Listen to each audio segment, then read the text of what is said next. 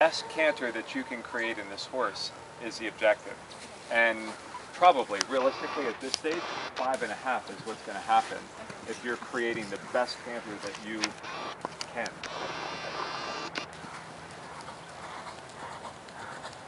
That's your objective, create the best canter that you can.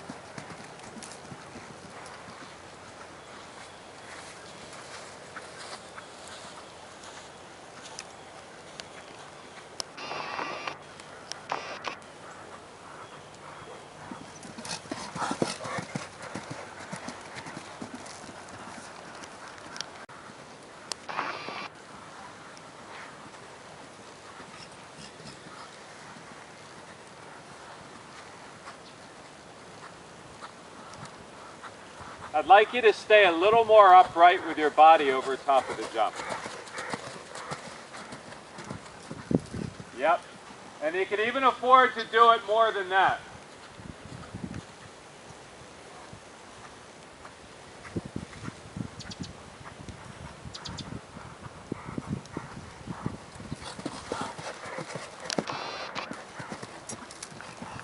See, she does a great job. How old is she? 7. Just a baby.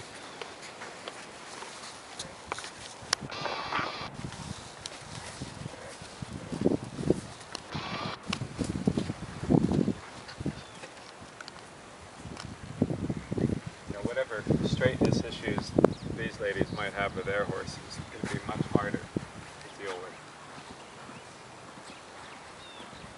One, the conformation of the horse. They're just bigger, stronger horses. And 2, they're also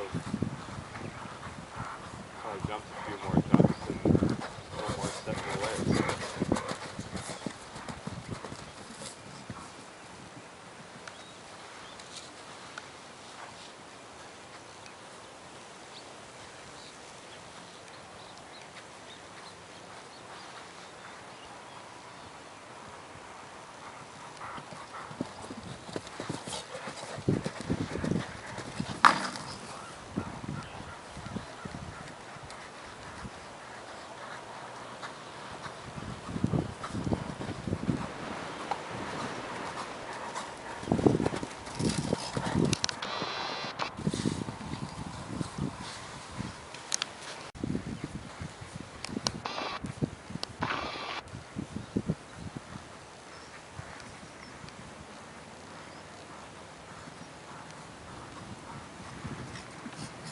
I still think you could be more upright over the jump. More upright gives you the ability to be stronger, but you don't necessarily have to be.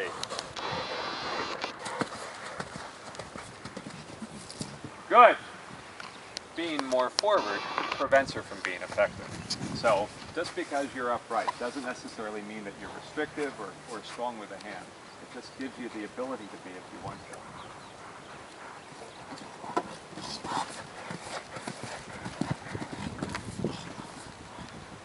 Nice rider.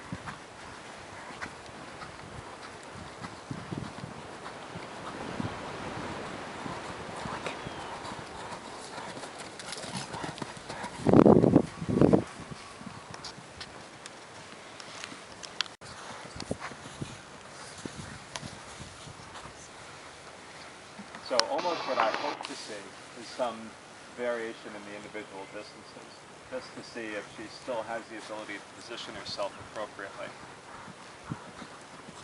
I'm sure that's almost the pressure that she's talking about, is that I don't want to screw up the jumps, but I don't care about the individual jumps. It's the overall idea of this strength in her position, independence in her position, and consistency in the horse's way of going.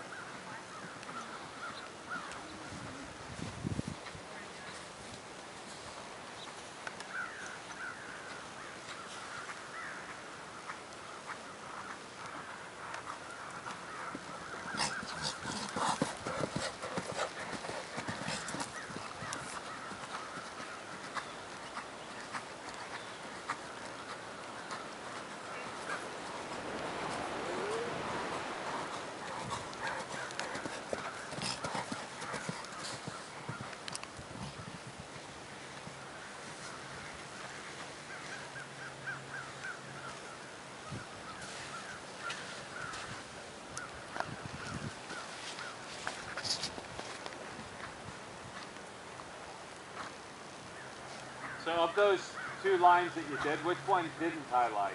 This one here. Why? I felt like we didn't come up with enough. Yeah, I agree. And then I had to do some. Absolutely, yeah. So that was the opposite of what you want to do. So this is really important. This is important for you to understand, and important for you to understand as well.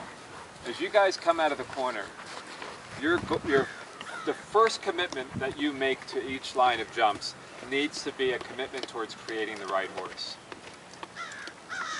And then the second commitment that you make needs to be in the interest of trying to make the distance as good as it can be.